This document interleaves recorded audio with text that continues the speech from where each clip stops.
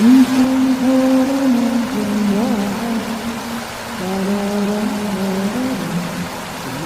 rain clouds up my window, and I can see it all. And even if I could, it'd all be great. Put your picture on my wall.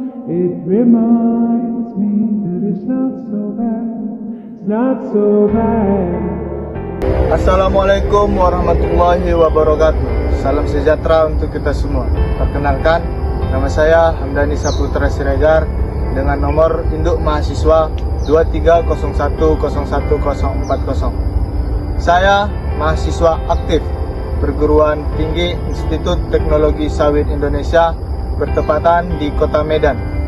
Di sini saya akan menyelesaikan tugas dengan mata kuliah pengelolaan penyiapan lahan dan penanaman dengan dosen pengampu Ibu Rina Maharani STP MP.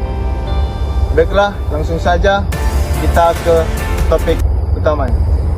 Baiklah Sobat Planters, bisa kita lihat sekeliling kita. Sekeliling kita ini adalah hutan sekunder. Hutan sekunder adalah suatu hutan yang sudah dilaksanakan land clearing. Akan tetapi hutan ini tidak dimanfaatkan baik, itu di bidang perkebunan maupun yang lain sebagainya. Hutan ini sudah pernah dijamah oleh manusia.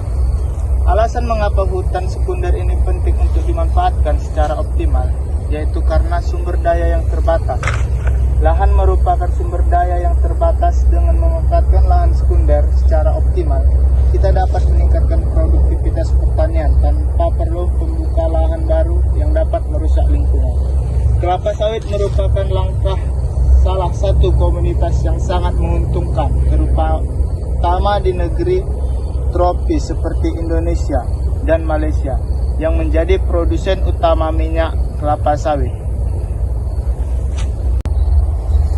Baiklah Sobat Planters, di sini kita bisa lihat hutan sekunder ini sangat semak sekali.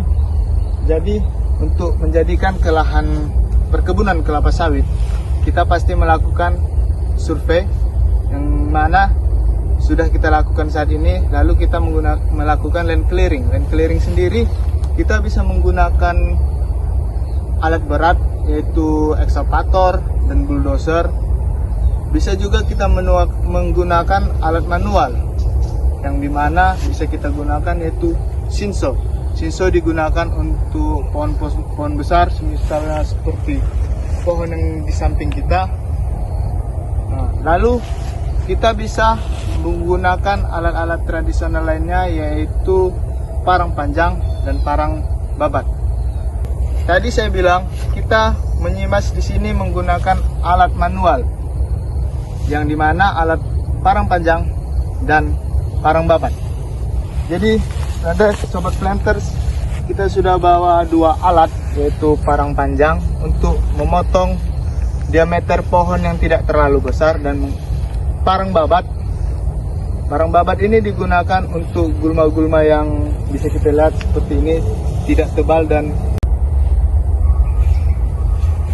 baiklah Sobat Planters, di sini saya akan mengaplikasikan cara penggunaan parang babat di gulma-gulma yang mungkin tidak terlalu besar. Jadi pada saat penggunaan parang babat kita wajib menggunakan safety. Bukan hanya untuk penggunaan parang babat saja, tetapi pada saat kita bekerja dimanapun kita pasti akan menggunakan safety.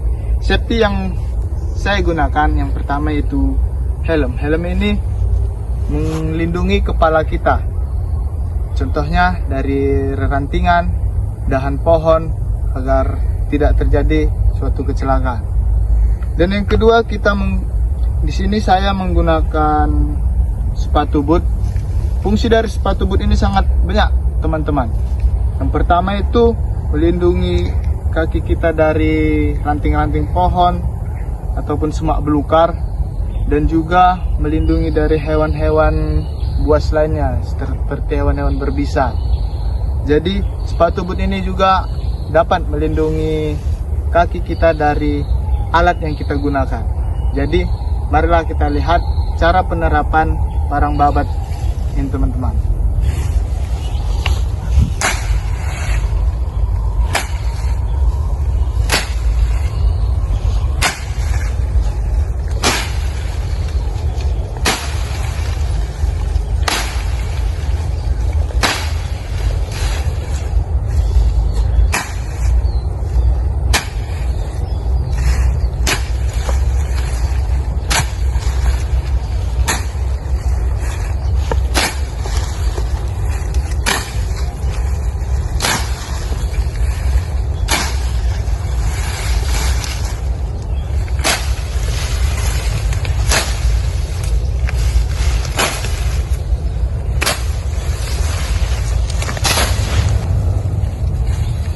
Baik sobat planters, bisa kita lihat inilah penyimasan menggunakan parang babat di hutan sekunder. Jadi fungsi dari penyimasan di hutan sekunder yaitu pembuatan jalan. Bisa kita lihat di depan kita, ini hasil penyimasan menggunakan parang babat yang sekitar 3 minggu yang lalu. Jadi untuk penyimasan menggunakan parang babat ini dilakukan untuk pembukaan jalan saja, agar kita lebih mudah untuk meletakkan patok-patok, agar ekskavator ataupun bulldozer yang ingin masuk ke lahan dapat mengetahui lokasi-lokasinya.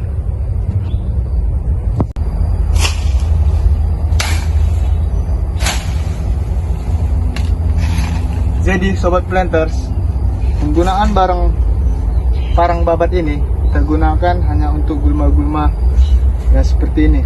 Apabila kita menemukan pohon seperti ini, lingkar batang yang cukup besar, kita tidak bisa menggunakan parang babat ini lagi, melainkan kita harus menggunakan alat yaitu parang panjang. Sebenarnya kita bisa juga menggunakan kapak, tetapi kita hanya memiliki parang panjang, jadi kita gunakan parang panjang saja.